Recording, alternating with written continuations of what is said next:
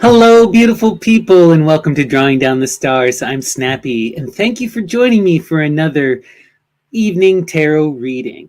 So I just want to give a big shout out to the chat right now. So thanks, Gandhi. Hi, Nicosmos. Thank you for sending me good evenings. This is such a beautiful day today, and I'm really excited to be with you guys. So today, if you're not aware, is the new moon. This is a really powerful, transformative, magical energy. And I just want to take a moment to highlight this, right? The moon, when it is new, it has gone to the underworld. It has descended into the earth. The goddess has been drawn down. Now is the time when the stars are most visible, when you can see clearly Venus, the brightest star in the sky, right? Shining directly at us. Now is the time to go out and to experience the totality of night, to really fully embrace this experience of the divine and to embrace this feeling of newness and change. You know, the new moon is always associated with Hecate, with Caradwen, Medea, right? Rebirth, transformation, the cauldron. For this new moon, I've actually, over the last couple of days, been spending my time building an altar to the Great Mother and to the gods. What I did is I had a tree that got infected with pine beetles earlier in the year, and I had to cut it down. It was unfortunate, but I thought from this I was going to do something magical. So I took one of the sections and I cleaned off all of the bark and I sanded it all down into a nice table. And on top of the flat surface, I inscribed in the Minoan linear B, Pantateos, which is to all the gods. And then I drew a symbol of 3 stars being drawn down to the earth. And tonight I'm going to go out under the moon and I'm going to do a lovely ritual to the great mother and to her cosmic son. So I really suggest you guys get out there, explore this beautiful moment, embrace transformation and newness. And thank you all for tuning in. So on top of the new moon energy, we also have some really interesting astrology going on today. So we've always had this, throughout this week, we've had this really intense Gemini energy. And now we're seeing it even ramped up even more. Now we're going to have the sun, the moon, Mercury, Venus, and Jupiter all in Gemini. So this energy is really going to be amazing for intellectual pursuits, for deep understanding, for reflective magic. It could not be more ideal for a new moon, right? This is the time when you can do that deep imaginative thinking, when you can imagine yourself into the future, when you can truly project, when you can truly think about where you are in your place within the universe. So last night, when I was thinking about this particular reading and I was doing my meditation, I decided to do the sortes. And I did the sortes with this book. It's called The Psychic Bible or Psychic Bible. It's by Genesis Peorage, as well as a bunch of her fans and collaborators, called The Temple of Psychic Youth. And this is a magical grimoire text. I highly recommend it. Anyone who's interested in magic. But it was so profound, I had flipped it open to a random page and I got the sentence, the message. That was the message today. And that message is that the lovers is the only path across the abyss to the star. It is only through love. It is only through the power of collaborative transformation, through the perception and loving of the other, and through that alchemization that you can ever cross the dark threshold and enter into the warm embrace of the Great Mother, that you can experience that profound divine love and draw down that energy. In order to do this, you have to embrace that love. So that was the message for today, was just that. We have to remember this, you know, in spite of everything, it is love that saves us. It is love that transforms us. And it's that loving energy, even if it's directed inward at the self, or it doesn't matter where it's put, it's love that is needed. And love can never be abandoned, right? Love under will. So today I wanted to do a couple interesting things. I want to first try out, this was a deck that was gifted to me a little while ago by a good friend of mine. It's a fairy oracle deck. It's not sort of the energy I normally work with, but I've been really feeling this intense connection to fairies and fairy mythology, especially to the Welsh and to the Celtic and Gaelic and various mythologies of that era. And I really wanted to invoke that energy today for you all and to see if we can get a message. So I thought this would be fun. So we're just going to ask the muses to inspire us, to impact these cards, and to send us the message that we need in order to move forward in the best and most transformative way. Oh, wow. Well, we got cards shooting right out at me. So we have hidden depths. Look at the art. Isn't that just so beautiful? Love it. So it says here, something hidden is about to come to light. Perhaps a secret or memory at the back of your mind. When we expose what's hidden, we can become free. Wow. This is really powerful energy. This is again about that process of going internal and exploring the self and really thinking about why we do things, why we feel the way we do. You know, there's always depth to be plumbed within the self, and there's always knowledge to be gained. Know thyself is so important. And the key line here, though, is when we expose what's hidden, we can become free. Because oftentimes, if you don't understand yourself and your motivations, you are bound by them. If you know yourself and what you need, you can bend them, you can work with them, or maybe you could change and adapt them. But if you're not even aware of what the forces are that are driving you, if you don't fully understand or comprehend, then you can never be in control. So this is a really important message. If you want freedom, you have to be able to do the hard work of exploring the self and admitting your faults, admitting your desires. There's nothing wrong with desire. There's nothing wrong with mistakes. If you can admit them and overcome them, if you can challenge them and grow from them, that's the whole process of life.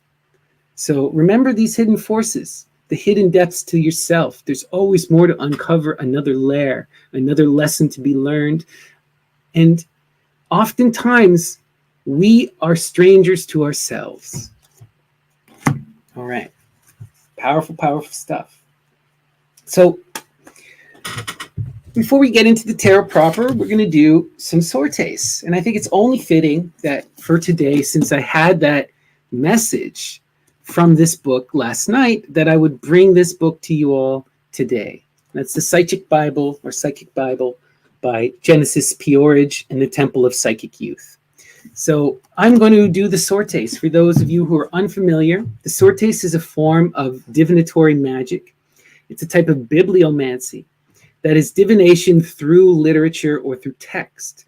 So what I do is I invoke the muses, and then I flip through the pages and select a line at random. And I remove it from its context, and I infer a new context based upon intuition. So I believe that this is an inspired work. The other key to the sortes is you have to make sure that the work in which you are engaging with is either deeply inspiring to you or created by someone who is inspired. I believe both are true with Genesis. Genesis is one of the most famous modern occultists of all time. If you're not familiar with their work, them and their partner, Lady J, are some of the most incredible and profound artists in terms of personal impact. So really go out, explore their stuff. So I'm just going to ask the muses to guide my hand, to help me find the wisdom and knowledge that we need to bring forth today for our community. So let's go. Muses, what do we need to know? What can Genesis and the Temple of Psychic Youth tell us?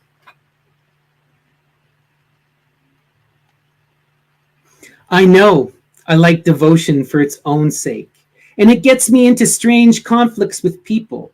I haven't been able to align myself with an orthodoxy. I know I like devotion for its own sake, and it gets me into strange conflicts with people. I haven't been able to align myself with an orthodoxy. Okay, that is so wild to me. Do I ever personally resonate with this feeling? You know, I'm basically a bhakti or a buck or a Bacchae. You know, I'm a lover of God, a lover of the goddess. That has always been my path, the devotional path, the path of adoration, right? Love of the muse, love of the goddess, love of the natural world, and that pursuit of love. And this does get you a lot of weird looks and whatnot. But, you know, it's love that's the key, not orthodoxy, right? Nothing else. It's just this profound pursuit of that joy, of that devotion to image, to idea, right? Use this to transform and to grow and to flow. So I think the message from the muses here is that don't care again what people, you know, don't mind people grinning in your face, in the immortal words of Sunhouse. You know, people are always going to judge, but love is its own reward. And the path of love will take you on a dance across the universe, right? Expanding and forever growing, forever experiencing. Beautiful stuff. All right. Now we're going to go to my poetic favorite, Lord Byron. So, selected poetry and letters of Lord Byron. Lord Byron is another person I believe is deeply inspired by the muse and someone I find to be deeply inspiring. So let's ask Byron. Byron, what message can you deliver us? Muses, please guide our hand and select for us a passage that will reveal and lead us forward along the path. Our sin the same and hard as his to mend, being pride, which leads the mind to soar too far, till our own weakness shows us what we are. Our sin the same, and hard as his to mend, being pride, which leads the mind to soar too far, till our own weakness shows us what we are. This is a reminder to be careful of that prideful magic, of that ability to create and to do things. You know, sometimes we are, you know, our greatest success is our greatest failure, right? It can hold us back. It can really hinder our movement and our growth, right? Success can lead to pride. It can lead to the belief that you have this profound ability. And you got to remember that everything is at the whim of fortune, fortuna, Tai Chi, right? One of my favorite authors of all time is this medieval authoress, Christine de Pizan. And she writes a lot about this battle with fortune, who forces us to transform, who's fickle and rewarding, and will also take it away. You know, if you have too much pride in the successes bestowed upon you by fortune, you will be laid bare and exposed. And you will be made to know your own humanity and your own limitations. You know, often the greatest of artists lose their conversation with the muse and are no longer inspired, right? Tai Chi, fortune only comes in waves, and her love is fickle. And you have to learn to go with the flow and adapt and change and follow after her, right? Take this message for what it is and be careful, right? Pride is a very dangerous game. Very dangerous game. And I think about that other tarot reading we did the other day. And, you know, so much success, so much profound power can really lead to pride. So be wary. Be wary. Beautiful stuff. Beautiful stuff. Absolutely loved it. Okay, so we're going to get into our tarot reading proper. So first, I'm going to cleanse my cards. Just going to invoke the spirit of the Great Mother, and I'm going to use my obsidian Orphic egg, and we're going to just take away that negativity. Then I'm going to ask the muses to come down and to inspire us, to speak to us through the cards, and to show us the messages that we need to see. And as always, I'm going to do for you the Saturn square reading. So this is a spread that invokes that power of Saturn. Saturn as the intense wisdom, that force of division. This is us exposing our life on a plate, right? Breaking everything down to its composite parts so that we can understand the conflicts, so that we can look at ourselves and see what we need to do in order to transform and grow and move along the path. Where are we in the universe? What is the message from our highest self, our holy guardian angel, our muse? All right, so first I'm going to cut the deck into 3. And as always, the center card is the most important card. It is the defining card of the square. Completion. What a beautiful card to have in the middle. Bringing everything to its end. Bringing things to its final phase. Its form coalesced and exposed. In the suit of wands, right? 4s are always about stability, foundations. In the wand, you have this sense of passion, in growth, in fire, in love. But this is that fire in balance. It's satiated. Its desires have been met. Now it's this internal fire of the oven, right? That continues to burn and heat us and protect us. But the main fight is over, right? It's done its work. Its process has been realized. So let's see what is this desire that's completing. I keep thinking of the previous readings this week. We had so much fiery passion that was put into this transformative energy of creation and of love. So I think we're seeing an end of this fiery cycle and a new cycle coming in. Yeah. Oh, wow. That oppression card. This was a really intense card from yesterday's reading. You know, this was something that needed to be overcome through that self-sacrifice of the hangman. And today we're seeing it connected to the 4 of wands, also fiery energy. And the 4 of wands is that completion. So this oppressive lust, this desire, this wanting that's been driving us, that's been this thorn in our side that needed to be quenched, is being quenched. Beautiful, beautiful, beautiful. Okay, let's see. Oh, wow. And again, we had this energy yesterday. New intellectual pursuits, new focus, new ways of understanding. How fitting for today with so much energy in Gemini as well. So this all coming to an end and to a conclusion because we have made a new logical choice. We have set ourselves in a new direction and we have made a decision, right? This is beginning a new path, and this is through logic. Desire was quenched through logic and through a new logical pursuit.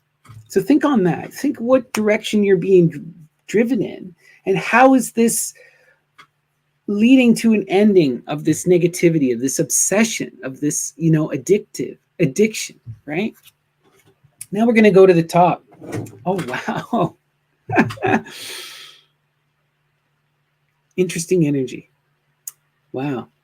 Hangman energy, right? Again, we're having him show up just like we had the other day. The hangman is always about personal self-sacrifice.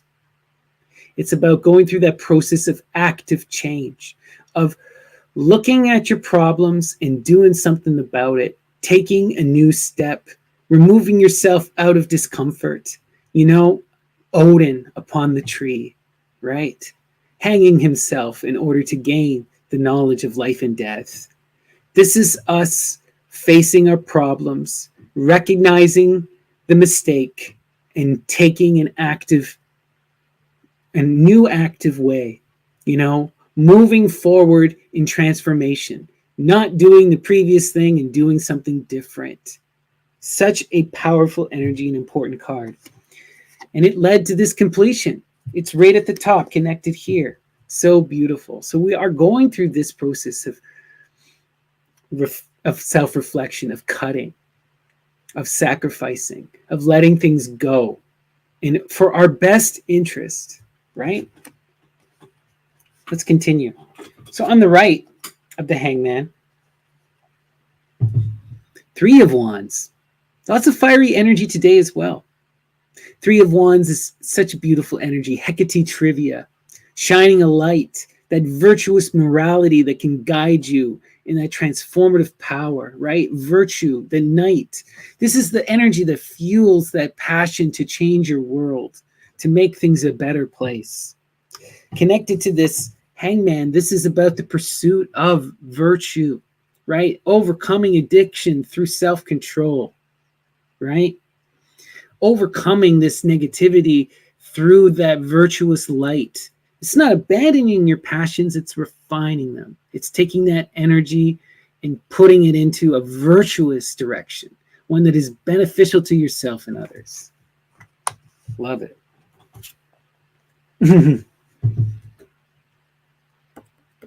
Happiness energy. Nine of Cups. Wow. Beautiful, beautiful, beautiful, beautiful. Love to see it. Wow. We're seeing so much of these repeating energies again. And the Nine of Cups, right? This is the most powerful number in the standard deck. The 9 is that extraordinarily passionate force of energy just before the point of explosion with the 10, where it begins a new cycle, right? If you look, we have abundant, loving energy. The cups are overflowing and they're flowing into one another, right? It's this transformative, loving sharing, just outpouring, right? Not only you're connected with people, but you're connected with people who are connecting with others. It's this ever expanding outpouring of love. Beautiful, beautiful, beautiful energy. So just like we were seeing the other day, it's this, the pursuit of virtue and the pursuit of happiness and this personal self-sacrifice that's the key here. This is what's transforming our world and bringing in all of this new, incredible, beautiful energy. Oh, wow. Hierophant. So this is going to be at our bottom row here. In the Hierophant, right, this is Taurus. This is the feminine goddess energy, but in its role as authority. This is the power behind the throne, right? This is the tradition and its ability to influence us. It's that will of nature that's unfolding over the course of all the cycles and tapping into that ancient primordial power, that stubborn bull, that foundation, that family. Really, really, really powerful, powerful energy. So connected to the hangman and connected to completion. That's interesting. Let's see what's happening in this row, though. So connected on our right to the Hierophant, we have change. This is beautiful. You know, the Hierophant is not someone who changes. The Hierophant is the bastion of tradition. They hear the will of the Great Mother as it echoes across time. You know, this is that force of stability that tries to remain, right? That tries to force its will upon the chaotic unfolding universe. To have change compound in here, there's something really deep happening. This is changing a foundational structure of who we are. This is a material, physical change too. So this is changing of work, changing of reality, changing of self. You know, interesting. Let's see what's happening on the other side here. That Knight of Swords. Wow. Knight of Swords energy. This is powerful, powerful energy. Okay. This is that masculine energy of logic, but logic that's out to go improve itself, to challenge its reality, I know what's right, and I am here to make it plain and understood, right? It's that active force of logic, right? That's going out to enforce itself upon the reality. So I see this coming in that energy of actively engaging with others, of challenging people, of stating our truths. You know, connected to this Hierophant in this change, what I'm seeing is it's a change in kind of a direction. I'm seeing the feminine energy is still very present, but it's becoming less and less. And now there's this embodiment of this active, outgoing force of using one's logic and applying it into the world around them, of trying to change through dialogue, communication, science, and proof, right? This is very different than the Hierophant. The Hierophant goes with the flow, is certain by faith, right? His power is built upon faith, right? He's a bastion of tradition and of stagnancy in a sense, right? So with the change energy and the night, I'm seeing this. This is about your outward energy now is this masculine force of challenging and of projecting your will out through that lens of logic, right? This is us trying to influence those around us and pursue that scientific understanding, reason, right? Reason over tradition. That's a huge transformation. Wow. Okay. So now I'm going to tilt the camera so you guys can get the full view of our Saturn square. And so as you can see, really interesting energy, just so much power coming on here. And we see some returning energy, and we see some big changes too. So to start, I'm going to do top down on this side. So as always, I begin with the center card, oppression. We saw this in our previous reading the other day, right? This is that passion that holds us back, that obsessive desire, lust, addiction, too much power and passion focused in the wrong direction. What I see here is that there's a refinement of this repressive energy, right? It's the pursuit of virtue, virtuous passion. It's not an abandoning of this passion and energy, but rather it's a restraining of it. And it is a refocusing of it through a moralistic, virtuous lens where you're trying to transform the people around you and influence them. This is a massive change, right? This is a massive transformation of energy, and it is causing a change in your material surroundings as well, okay? As you pursue this moral outreach, as you connect out to people, you can overcome this oppression that's been holding you back. I'm seeing addiction, like obsessive, compulsive consuming of media, right? Of sexually explicit images, maybe, of being bound down in bad relationships that are about pleasure fulfillment and nothing else. This is about seeing those things, letting them go, but not giving up the core, right? Like, you don't have to give up sex just because you're having some issue at the moment. It's about restraining yourself and controlling yourself and putting this through that lens of love and power and growth, right? Everything in balance, dote and antidote. Okay. If we go now to the middle, we have our completion energy, our central theme, and it is so fitting. We have connected on the bottom the Hierophant. This energy is done. It's on its way out. No more are we following tradition. No more are we going with the flow. No more are we stagnant and unable to move and trusting in the mystical whatever to take us there, right? And we're ending this energy because our desire is completed here. We learned the lesson we needed to learn. We made the connections that needed to be connected. I imagine that this is a deep, profound connection with the divine feminine, right? A coming to terms with that practicality, that earth, that Taurus, that mother and family. This is about balancing this out and learning its place within the self. And it was done through this hangman energy of self-sacrifice and transformation. You know, there is a balance in all things. All of us have masculine, feminine, have mother and night in us. And you need to know when is appropriate to be who, right?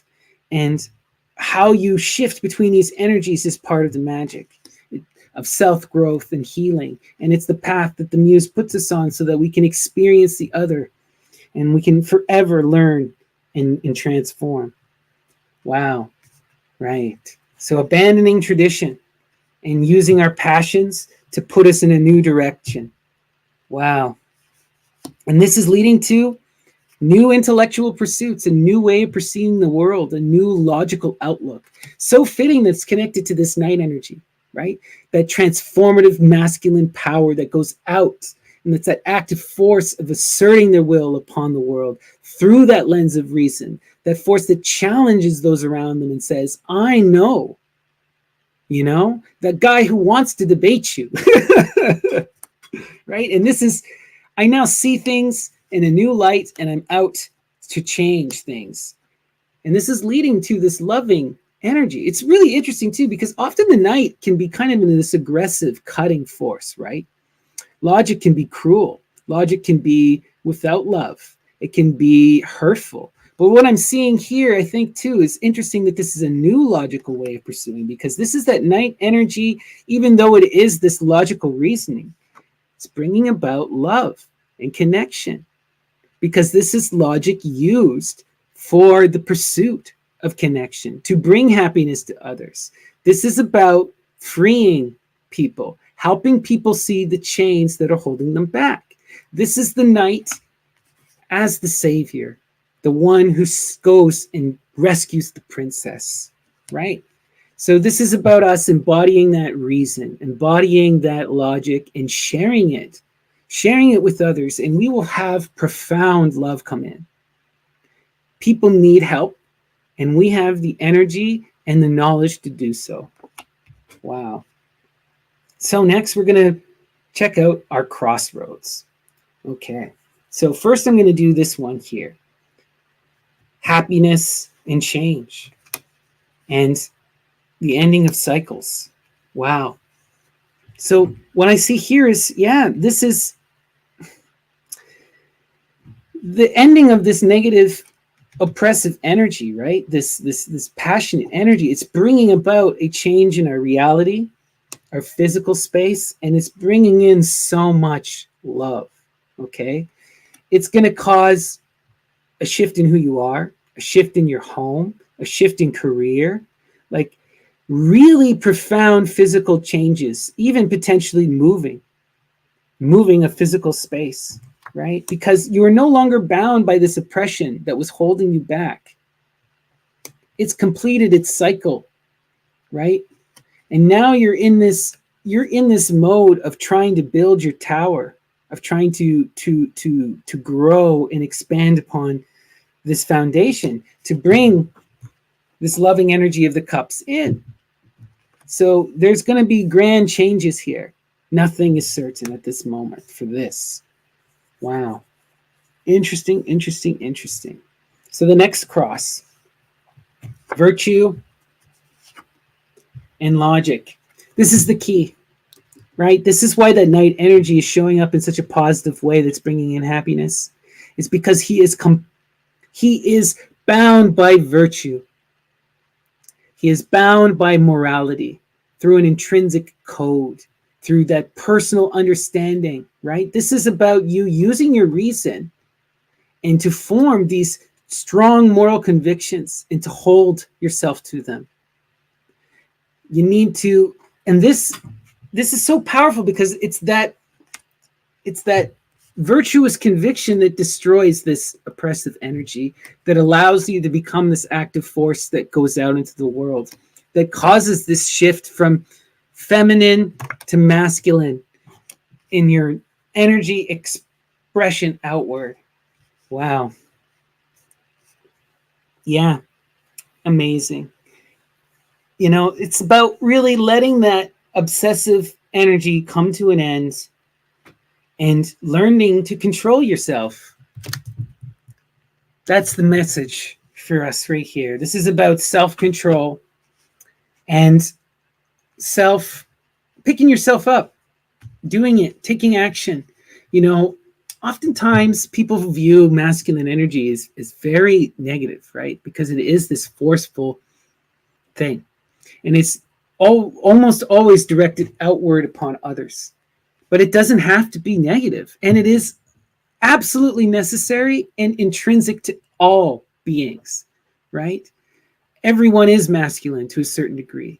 And we need to learn how to harness this energy when we need to in order to transform, right? There are times when we all need to embody the night. You know, we all exist on that spectrum of these energies, and these energies come and flow and change. But now is the time when we're going to shift from this feminine energy of that ruler, of that tradition, of that family, of stuck in place, right? That doesn't want to change, that wants to, go with the flow, to this force of reason and active transformation of going to battle. But this is a justified battle. This is a virtuous fight. This is a fight that's all about saving and bringing happiness, breaking chains. Wow.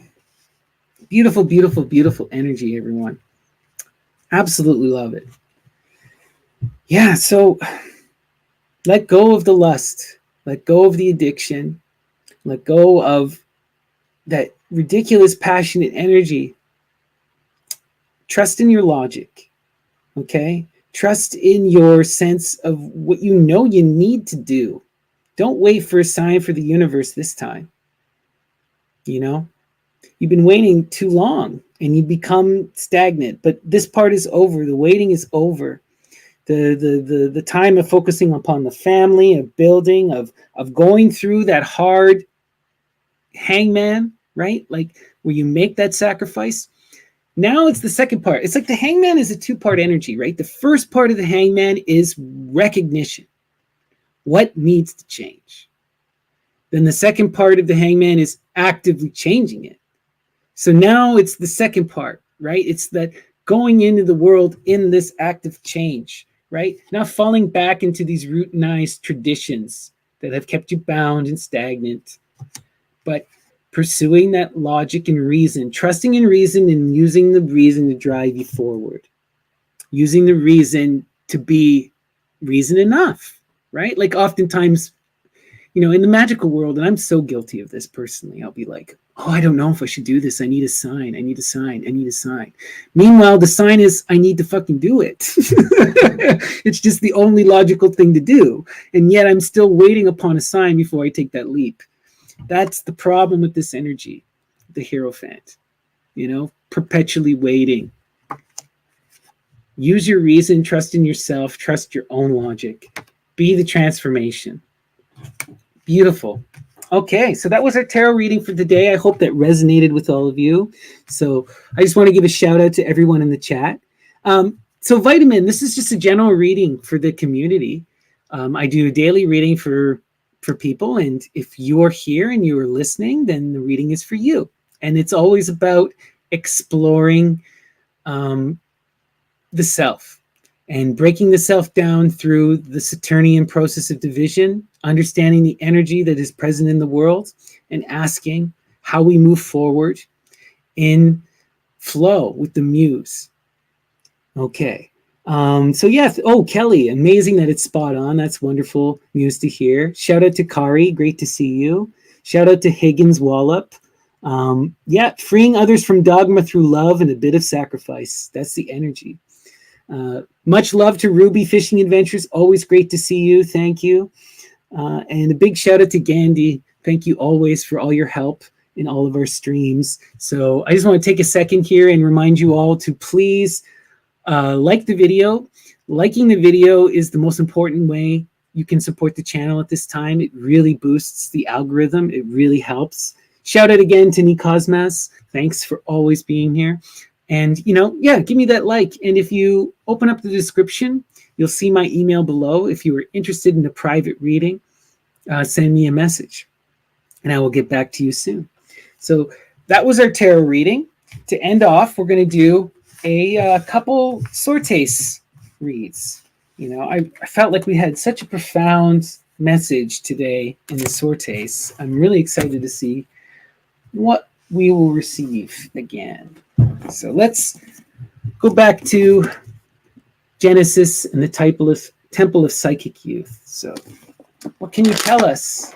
What message do you have from the muses to help us move forward and flow? to take our best feet forward, to evolve the way we are meant to evolve. The medium of process philosophy bears close resemblance to the artistic media of assemblage practiced in so many 20th century art forms. Okay, this is going to take some unpacking. Process philosophy and process art is an art medium. Basically, I'll read it one more time and then I'll break it down for y'all. But the medium of process philosophy bears close resemblance to the artistic media of assemblage practiced in so many 20th century art forms.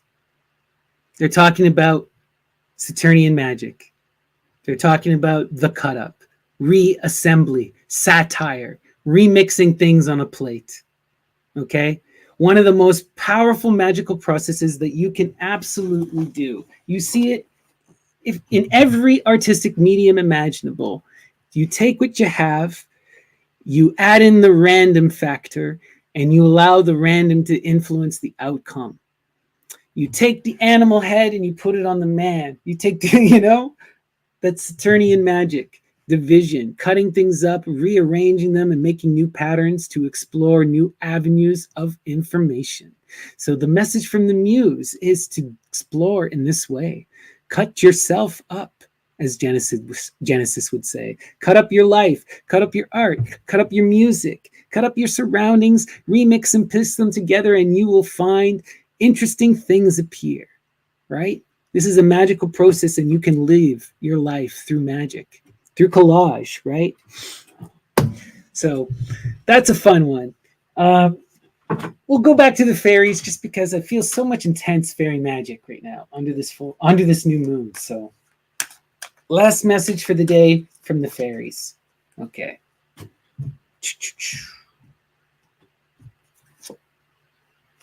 Wisdom. Saturn is never leaving us in this reading, it seems. Okay. Wisdom. Again, the power of division in analysis, the scientific method.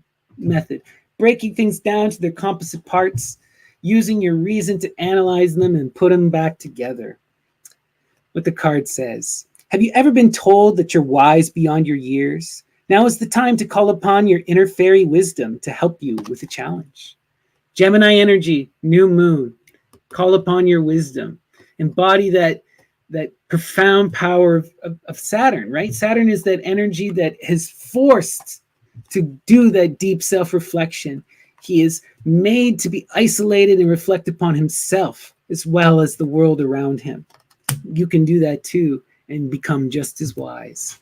All right, everyone. Thank you so much for coming and watching this amazing tarot reading with me. I will be back again tomorrow at 8 p.m. and I hope to see you all there. Hopefully we'll be doing a little bit of a longer reading tomorrow. I'm just getting a feel for all of this, so we're just having fun. In about 15 minutes, I will be back with my good friend Graham, and we're going to be talking about his latest poetry collection, which is a kind of reworking and a remastery of old poems that he did from years ago called High Wraith. I'm probably pronouncing that horribly wrong. It's a Welsh word, but we're going to get into it in a few, and it's going to be so much fun. So I'd love to see you there. So if you have a moment, please come and listen to some beautiful poetry. But thank you so much for joining me, and I'll see you all another time. Peace and love. Take care.